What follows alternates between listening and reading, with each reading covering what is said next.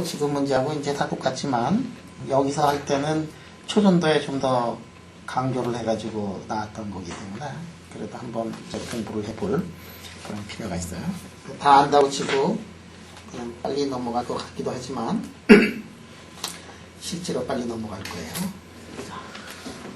긴즈버그 란자우 이론이 왜 나오게 됐는가 하는 거는 요즘은 아마 자세히 내가 설명을 했을 것 같은데 다시 한번 좀 설명을 해볼게.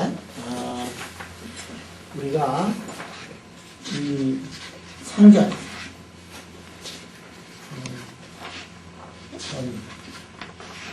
이 상전이를 말이야. 상전이가 이게 현대 물리학에서 가장 중요한 그런 개념 중에 하나가 오는 사이에 이게 돼버렸어요. 상전. 옛날 사람들이 상전이 공부할 때는 뭐를 가지고 옛날 사람들이 상전이 할 때 제일 대표적인 물질이 뭐였느냐면 물이 있고 그 다음에 얼음이 있고 그 다음에 이게 수증기가 있다. 그래가지고 이거를 가지고서 이제 상전이를 가지고 공부를 했어요.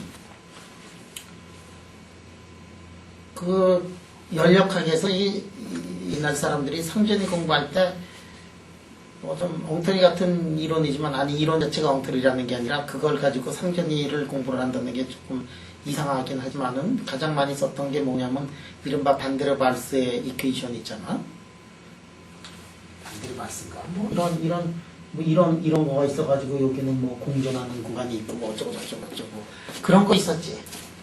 그래가지고 요렇게 해가지고 뭐 이런 거가 뭐 그래가지고 기억나냐 연력학에서 물이 기체하고 액체가 이렇게 공존하는 구간이 있고 뭐 이런 것들을 공부를 했을 때 그 연력학에서는 대개 뭐 이 정도만 가지고 이제 공부를 했었고 그런데 이런 거는 사실은 상전이 이런 걸 가지고 상전이 공부하기는 좀 그래요. 여러분들이 이 상전이를 보면 상전이가 왜 현대물리학에서 그렇게 큰 그 비중을 차지하고 있느냐? 그러면 이 상전이가 모든 곳에서 이제 다 나타나기 때문에 그런 거예요. 예를 들어서 이제 상전이다 그러면 얼마나 중요하냐 그래가지고 내가 그 당시에 상전이의 중요성을 강조를 하다 보니까 사람 이름만 잔뜩 썼었는데 그때 왜 사람 이름을 잔뜩 썼었지? 당신 생각나냐? 상전이 우리 물리학과에서 상전이를 공부하는 사람의 이름을 한번 적자 그래가지고 한참 적은 적이 있는데 자 그러면 동진이가 물리학과에서 상전이를 공부하는 사람들 이름을 한번 좀 얘기해볼래? 그 유명한 사람도 하나 딱 있는데 이성이. 그래 이성이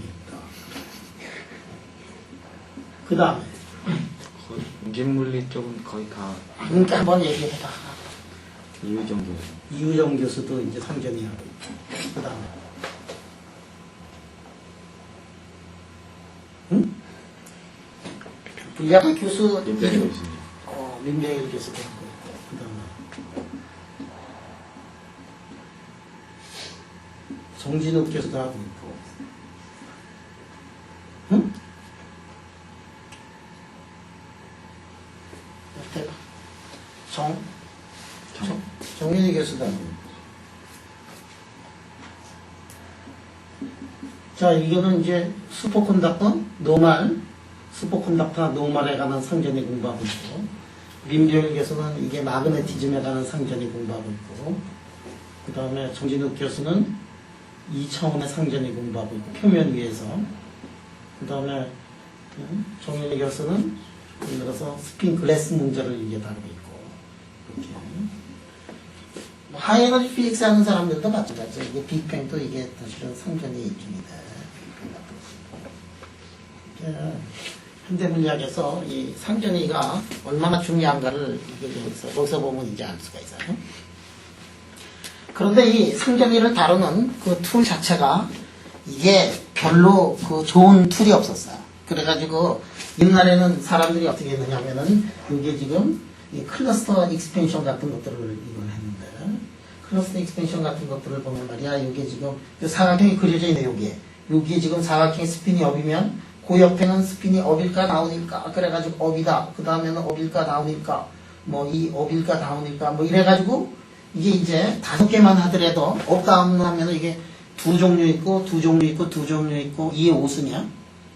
그런데 이게 2차원만 되면은 돌아가기 시작을 하면은 뭐 컨티뉴어스 이렇게 나가고 그래가지고 옛날 사람들이 가장 간단한 걸 가지고서 이렇게 해가지고 경우의 수를 이제 놓고 그 다음에 여기다가 하나를 더 놔가지고 경우의 수를 해가지고 근데 상견례를 공부하려면은 어빗 도미넌트하게 많단 말이지.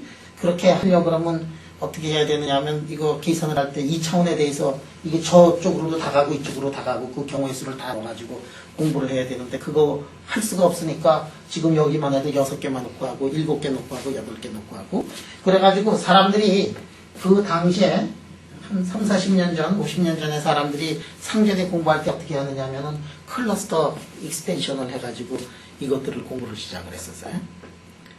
자, 그런데 이거를 가지고 이거 해가지고 10개를 넣어가지고 말이야 클러스터가 있는데 그 프로바빌리티가 어떻게 되느냐 10개를 놓고서 이거를 이제 시작을 해서 10개를 놓고서 10개 중에 업이 더 많이다 그러면은 말이야 아 이게 페로마그네티즘이다 뭐 이런 식으로 엉터리로 이제 공부를 했었어요 사람들이.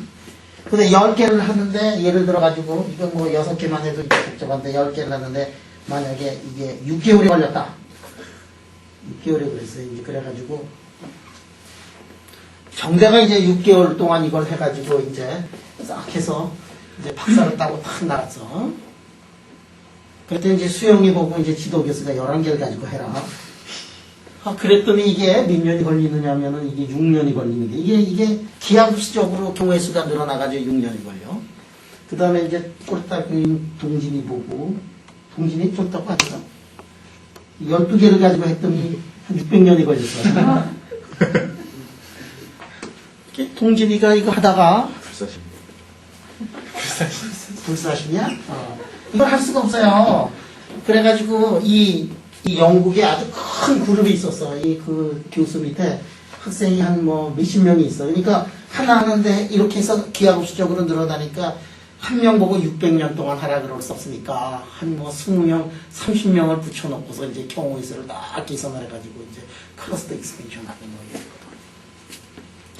이게 말이 안 되는 얘기지. 그러니까 상견례가 진짜로 중요한데 초전도 노말이라든지 마그네티즘이라든지 세상의 모든 게 다 상견례로 이렇게 되어 있는데 이거를 어떻게 기술할 수 있는 방법이 없을까? 사람들이 이제 고민을 하기 시작하니까 고민을 사실은 이때 엄청나게 이제 고민을 하기 시작했어요. 여러분들 이 퍼컬레이션이라든지 이런 것들을 보면은 이런 방법들이 자세히 책에 이제 기술이 되어 있는데 정말 아무리 테크놀로지를 개발을 하고 컴퓨터를 뭐 개발하고 뭐 어쩌고 저쩌고 하더라도 알고리즘을 하더라도 이게 이렇게 갑자기들 이렇게 늘어나는 거를 이렇게 하면 할수록 좀 더 이제 상견례를 좀 더 정확하게 기술할 수 있는데 이거 할 수가 없는 거죠. 이 600년, 6000년, 뭐 6억 년 뭐 이렇게 걸리는데 그래가지고 사람들이 도대체 이런 방법은 도대체 안 되겠다. 뭐 새로운 방법이 없겠느냐. 그래가지고 사람들이 이제 무지무지하게 이제 공부를 하게 돼요. 그래서 상견례를 기술할 수 있는 가장 좋은 툴이 뭐냐. 이래가지고 나오고 한 것 중에서 이제 여러 가지 방법들이 있어요. 그 중에 하나가 뭐냐면은 리노멀리제이션 그룹을 가지고서 이거를 공부를 하면 RG 플로어, RG를 가지고 공부를 하면 이놈이 어떻게 된 게 이거는 크면 클수록 망해가는데 RG로 하면은 이게 크면 클수록 더 액큐레이트하게 돼. 그래가지고 여러분들이 리노멀리제이션 그룹이라는 거를 공부를 하면 그러니까 이거를 휘성처럼 나타나가지고 이 문제를 푼 사람이 누구냐면 이른바 윌슨이라는 사람이 이 문제를 이제 푼단 말이야. 응? 이거는 굉장히 현대적인 감각으로 푼 거고 그 중에 한 가지 방법이 뭐냐면은 이른바 긴즈버그 란다우의 이퀘이션이다 라는 거를 내가 요즘에 여러분들한테 얘기를 한 적이 있어요. 이거 언제 했었지? 한 1년 되니? 기억나니? 여름방학 때 여름방학 때 누구 놓고 했니? 풀 강의하실 때 풀 강의할 때? 민주공간 그때 일이 있었구나. 그러니까 이게 윌슨이 왜 노벨상을 타느냐 하는 거는 아주 자명해요. 이 윌슨이 노벨상을 타게 된 거는 이런 문제점들을 일거에 해결할 수 있는 그런 새로운 획기적인 혁명적인 그런 방법을 개발해냈기 때문에 그런 거고 따라서 여러분들이 이제 이 리노멀리제이션 그룹이라는 거를 알지를 못하고서는 현대물리를 공부를 했다고 할 수가 없다 얘기야. 그래서 조기의 RG 플로 다이어그램이라든지 스케일링 이론이라든지 이런 것들은 여러분들한테 내가 시간이 있으면 얘기를 하거나 여러분들이 홍계물리학을 공부를 하면서 저거를 이제 메꿔 갔으면 좋겠어요. 자, 이렇게 상전에 대한 이론을 사람들이 목말라 하는 그 순간에 나왔던 것들이 뭐냐면은 이 긴즈버그 란다우 시어리예요. 이 긴즈버그 란다우 시어리는 진짜로 이게 아주 쉬운데 이렇게 쉬울 수가 없는데 근데 이 긴즈버그 란다우 시어리가 이게 책상 속에 상당히 오랫동안 파묻혀 있었어요. 이 긴즈버그가 이 이론을 발표를 했을 때 이 란다우가 이거를 이런 엉터리도 있나 그러고서 책상에다가 넣어버렸고 그 다음에 어느 날 란다우가 논문 내도 된다 그래가지고 긴즈버그가 이 논문을 냈어요. 몇 년 후에 이게 나오게 된 게 1950년대 초기에 이게 나왔으니까 내 생각에는 이게 만들어진 거는 50년대 전에 이게 만들어진 것 같고 란다우가 긴즈버그의 스승이었는데 조금 헷갈리는 것 같다. 아무리 후속수가 여기 들어가는데 긴즈버그 란다우 시어리는 아마 란다우가 그 퍼블리시하라 그랬고 그 다음에 아브리코소프가 타입 2 슈퍼컨덕터의 존재를 얘기를 한 게 이게 아마 란다우가 책상 속에다가 머물러 놓았던 것 같아. 그래서 하여간에 이 긴즈버그의 시어리하고 아브리코소프의 타입 2 슈퍼컨덕터하고 레겟의 헬륨3에 관한 그 이론들이 작년도에 노벨상을 이게 타게 되지, 그지? 그래서 이게 이제 타게 된 게 이게 다 노벨상을 이게 타게 된 그러한 이론들인데 이 긴즈버그 란다우 이론을 보면은 굉장히 쉬운 이론이에요. 이 이론이라는 거는 뭐냐면 이 이론이라는 거는 상전에 관한 이론인데 우리가 상전이라는 거를 얘기를 할 때는 어떨 때 A라는 1이라는 상태고 어떨 때 2라는 상태다. 그러면은 두 개를 분명히 구별해주는 그러한 것들이 있어야 되는데 그거를 우리가 뭐라고 얘기를 하느냐면 이른바 오도 파라메타라고 하는 거예요. 그래서 오도 파라메타가 만약에 0이 아니다. 그리고 여기 오도 파라메타가 0이다. 그러면은 이 둘 사이에는 상전이가 있다라고 이렇게 얘기를 한단 말이에요. 예를 들어가지고 우리가 어떤 시스템이 있어가지고 시스템의 마그네타이제이션이 0이 아니다. 그런데 시스템의 마그네타이제이션이 0이다. 그러면은 이쪽을 뭐라고 얘기를 하느냐면 파라마그네티즘이라고 그러고 이쪽을 뭐라고 하느냐면 페로마그네티즘이라고 하는 거란 말이에요. 그래서 페로마그네티즘하고 파라마그네티즘을 이렇게 연결을 해주는데 한 점이 있어가지고 그 점이 뭐냐면 이른바 트랜지션 템퍼레이처라고 하고 그 트랜지션 템퍼레이처를 우리가 0이 아닌 경우에 트랜지션 템퍼레이처가 나오면은 자연에는 상전이가 존재한다 라고 이렇게 얘기를 하는 거예요.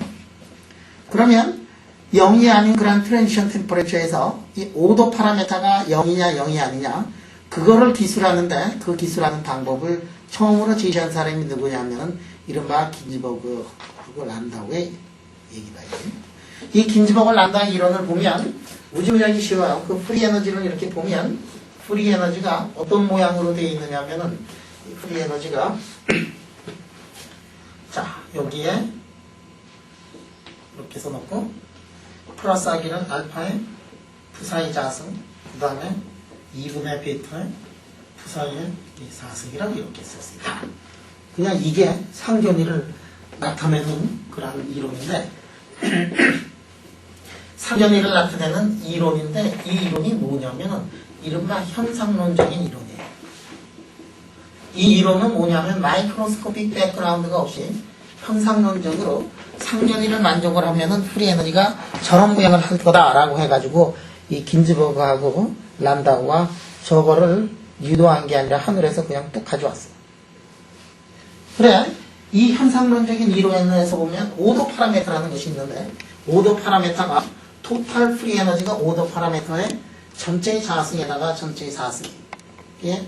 여기서 보면은 이게 크기의 자승이고 크기의 사승이고 이 푸사이라는 것은 컴플렉스 넘버다. 이 컴플렉스 넘버에 리얼 파트도 들어가 있지 않고 컴플렉스 넘버에 이미지너리 파트가 들어간 게 아니라 여기에 들어간 거는 절대값의 형태로 들어갔다.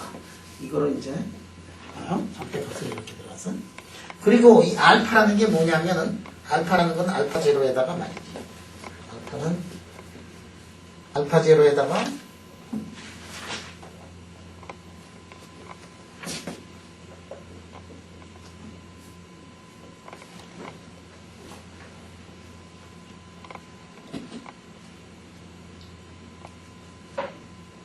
이렇게 돼.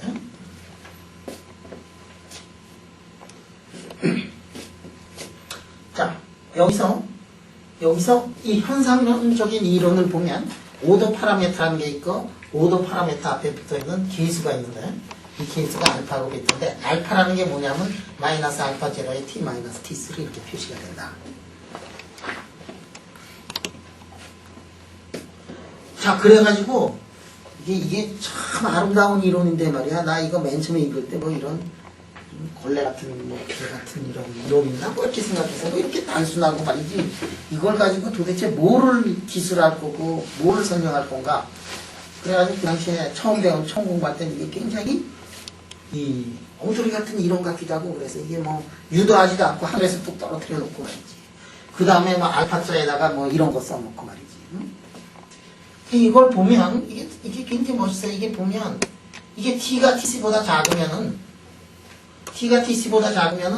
이거를 말이지 프리 에너지를 오더 파라메터로 이렇게 보면 이게 오더 파라메터의 몇 승이냐면은 4차식이에요. 4차식인데 오더 파라메터를 이렇게 보면은 t가 tc보다 크면 어떻게 되느냐면 이렇게 되네. 그 다음에 t가 tc보다 작으면 어떻게 되느냐면 이게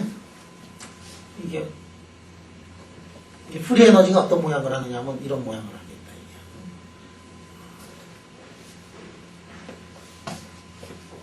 이게. 자, 그래서 왼쪽을 보면은 미니멈점이 어떻게 되어 있느냐면 이게 제로가 되고 오른쪽에서 보면 미니멈점이 두 군데가 나오는데 하얀에 미니멈점의 한 군데는 적어도 어떻게 되느냐면 0이 아니에요. 양쪽 다 0이 아니야. 이게 0이 아니다. 미니멈점 한쪽에서는 0이 아니고 한쪽에서는 이제 0이에요. 그런데 이쪽은 t가 tc보다 크고 이거는 t가 tc보다 이렇게 작더라. 그 왼쪽에서 보면 오더 파라메터가 어떻게 되느냐면 0이고 오른쪽에서 보면 미니멈점이 오더 파라메터가 0이 아니에요. 그러니까 마그네타이제이션에서 보면은 한쪽은 0이고 한쪽은 0이 아니야. 한쪽은 파라마그네티즘이고 한쪽은 페로마그네티즘이에요. 자연에는 이렇게 두 개가 있으면 둘 중에 하나로 이렇게 가게 돼 있어. 둘 중에 어느 쪽으로 가는가 하는 거는 이거는 처음 시작할 때라든지 뭐 그런 컨디션에 따라서 이제 달라지고 이제 한쪽으로 가게 돼 있어요. 이런 거를 뭐라고 하느냐면 이런 거는 스폰테니어스 시메트리 브레이킹이라고 이렇게 얘기하는 현상인데 온도가 낮아지면은 이 로컬한 것 중에 어느 곳인가 이런 식으로 가게 돼요. 시메트리 브레이킹 현상입니다. 근데 이게 도대체 뭐 대단한 거래 가지고 이것저것을 다 설명을 해주느냐? 이거 가지고 있으면 웬만한 슈퍼컨덕티비티의 웬만한 현상은 다 풀어낼 수가 있어요. 이 정도만 가지면 상견의 거의 대부분의 문제, 너무 과장이 심하지만 하여간에 무지장 많은 것들은 이렇게 풀어낼 수가 있어요. 그런데 이 현상론적인 이 이론이 F가 이런 모양을 하고 있다. 이 오더 파라메터라는 게 있는데 이런 거 있다는데 이거를 사실은 유도를 해낼 수가 있어요. 이거 예를 들어가지고 여러분들이 1차원의 아이징 모델을 만약에 이거를 풀겠다 그러면 1차원 아이징 모델을 풀면 말이야. 여러분 1차원 아이징 모델에서는 프리 에너지를 우리가 이그젝트하게 풀어낼 수가 있어요. 어널리틱하게 이거를 풀어낼 수가 있어요. 1차원의 아이징에서 어널리틱하게 이렇게 풀어낼 수 있어요. 아이징이니까 어떻게 되어 있느냐면 지금 마그넷이 있어서 업이거나 다운이거나 있는데 그것만 있고 1차원에 있으니까 이렇게 해가지고 이게 업일 경우도 있고 다운일 경우도 있고 그 모든 경우를 온도에 따라서 우리가 프리 에너지를 계산해낼 수가 있어요. 2차원이나 3차원이 되면은 이게 점점 어려워지기 시작을 하는데 2차원은 아주 어날리틱하게 깨끗하게 이그젝트 솔루션을 구할 수 있는데 그때 프리 에너지를 계산을 해보면 여러분들 프리 에너지를 계산을 해보면 이게 내가 이거 프리 에너지를 한번 계산한 거를 내가 한번 해봤어.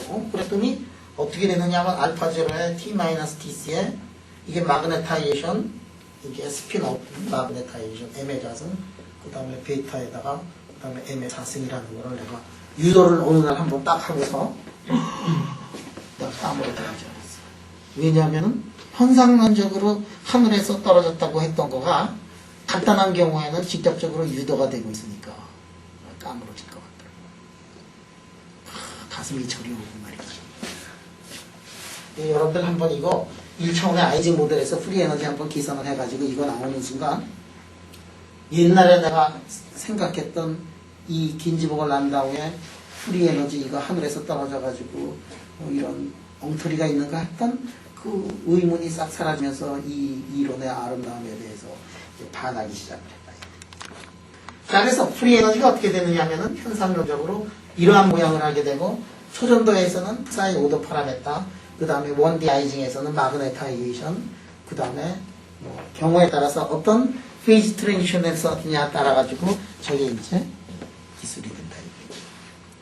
여러분들 페이지 트랜지션을 보면 많은 경우가 오더 파라메터라는 게 있어가지고 오더 파라메터가 0이냐 아니냐 그걸 가지고 페이지 트랜지션을 이제 구분을 짓는데 어떤 경우에는 이 오더 파라메터가 페이지 트랜지션에 없는 경우도 있어요. 그럴 때 이제 당황하게 되고 그렇게 오더 파라메터가 없다.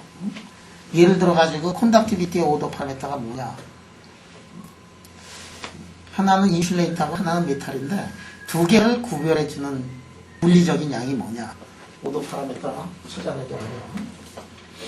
생각해봐요. 오더 파라메터가 모든 페이지에서 저기에다가 볼텍스의 존재까지 만들어내고 그 다음에 이제 노벨상을 이제 타게 되는 그 이론이에요. 지금부터 하는 게. 자, 이 긴즈버거 란다우 이론은 BCS 이론에서부터 긴즈버거 란다우 이론, 초전도에서의 페이지 트랜지션을 얘기를 하는 긴즈버거 란다우 이론은 BCS 이론에서부터 이거를 유도를 할 수가 있어요. 자, 이 긴즈버거 란다우 이론이 이게 1950년대 초에 러시아를 비롯한 그 나라에서는 저게 이제 사람들이 쓰기 시작을 하고 이것저것 잘 맞고 말이지. 막 그쪽 공산국가에서 이거를 사람들이 쓰기 시작을 했는데 그 당시에 서방국가에서는 미국이나 유럽에서는 긴즈버거 란다우 방정식을 쓰질 않았어요.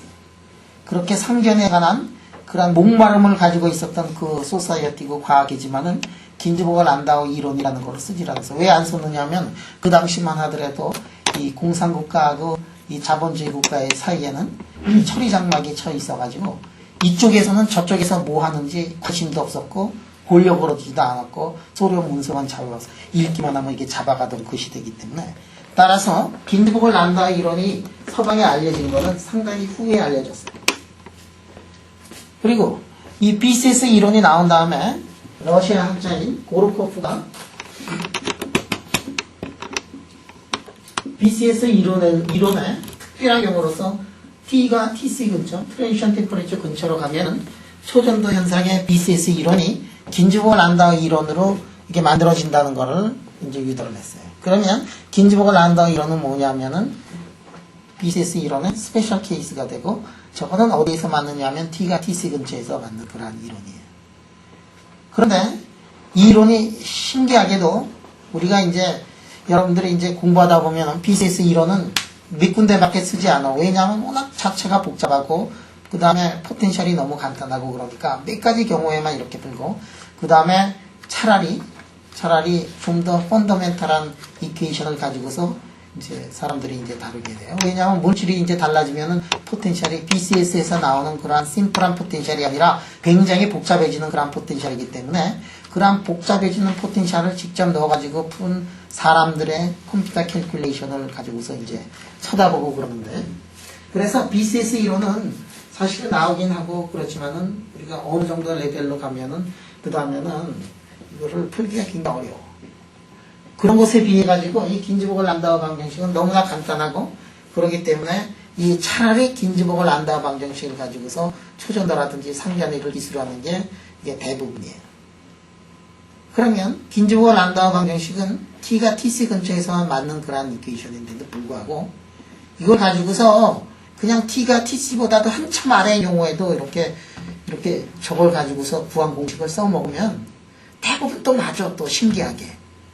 그래가지고 대충 하다가 그래가지고 그 긴즈보글 란다우에 의해 가지고 tc 근처에서 맞는 그 이퀘이션을 가지고 포뮬라 같은 것들을 유도를 한 다음에 실험한 결과하고 t가 tc가 아닌 경우에도 잘 맞아 들어가면 우리 못 이기는 척하고 저 이론을 우리가 갖다 써요. 그냥 자꾸만 안 맞고 뭐 그런 경우나 이제 조금 뭐 긴즈보글 란다우에서 벗어나려는 그런 시도를 좀 하긴 하지만 그러나 대부분의 경우에는 이 긴즈보글 란다우 방정식이 있어요.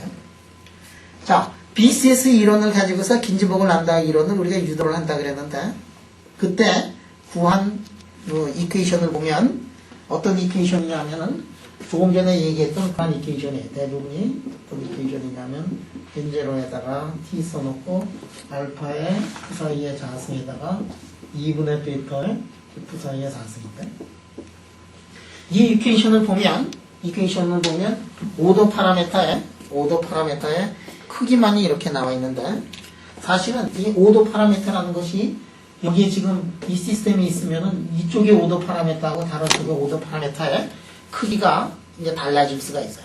그럴 때는 뭐까지 여기에 들어가느냐면 그레디언트 텀이 들어가고 그 그레디언트 텀까지 넣어가지고 이게 뭐 그 다음에 여기에다가 만약에 마그네틱 필드까지 이렇게 걸어주면은 이러한 것까지 우리가 넣어가지고 이제 긴즈보글 란다우 방정식에 프리 에너지를 이제 써요. 자, 요항은 어디서 나왔느냐면은 한쪽하고 다른 쪽하고의 크기가 다르면 이 항이 서바이브 할 수가 있어요. 모든 곳에서 이 오도 파라메타가 같으면 이 항은 있을 필요가 없어요. 이건 죽어버려요. 왜냐하면 그레디언트 항이고 서로 콘스탄트일 때 미분을 취하면 제로가 되는 거니까.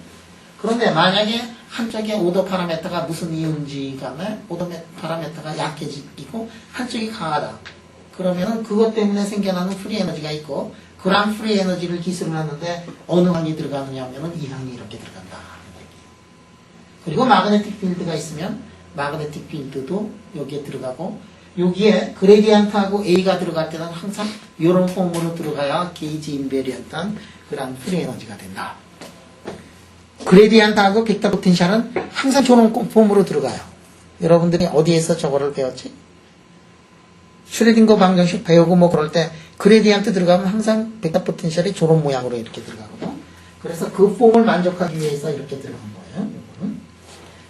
자, 이렇게 만약에 쓴다 그러면 지금 쓴 이 프리 에너지는 BCS에서 나온 프리 에너지보다도 조금 또 모디파이가 됐어요. BCS에서 조금 전에 썼던 프리 에너지는 어떤 프리 에너지냐면은 유니밤한 경우에 이걸 한 건데 거기에다가 우리가 다시 살을 붙여가지고 인호모지니어스 노 유니폼한 경우에까지 만약에 프리 에너지를 넓혀서 상전이를 기술한다 그러면은 이게 프리 에너지가 되고 여기에다가 웨이브에서 걸어준 마그네틱 필드 그거를 여기다가 이제 넣으면은 뭐 이런 것까지 넣어가지고 자 저렇게 만약에 프리 에너지를 우리가 쓴다 그러면 저거에서부터 우리가 엄청난 피직스를 다 얻어낼 수가 있어요. 이거를 가지고 볼텍스의 존재를 알아낼 수 있고 이쪽을 가지고 HC의 존재를 알아낼 수가 있고 이거를 가지고 HC2라든지 코어런스 랭스라든지 페네트레이션 덱스라든지 이런 모든 것들을 저 프리 에너지를 가지고 다 기술할 수가 있다. 이 프리 에너지가 왜 나오게 됐는가 하는 것들은 지금 얘기를 했지만 이 프리 에너지를 가지고서 한 번도 이거를 적용을 해본 적이 없는데 이제 적용을 하다 보면은 세상에 저게 저렇게 힘이 세구나 저렇게 파워풀하구나 그런 것들을 이제 느끼게 될 거다. 그래서 지금부터 하는 거는 뭐냐면 저 프리 에너지를 가지고서 우리가 초전도의 상태를 우리가 지금부터 기술을 할 거예요. 그래서 한 개, 두 개 이렇게 파다 보면 세상의 거의 모든 초전도 현상이 저거에 의해서 결정이 되고 저거에 의해서 설명이 될 거다 하는 것들을 알 수가 있다. 자, 질문.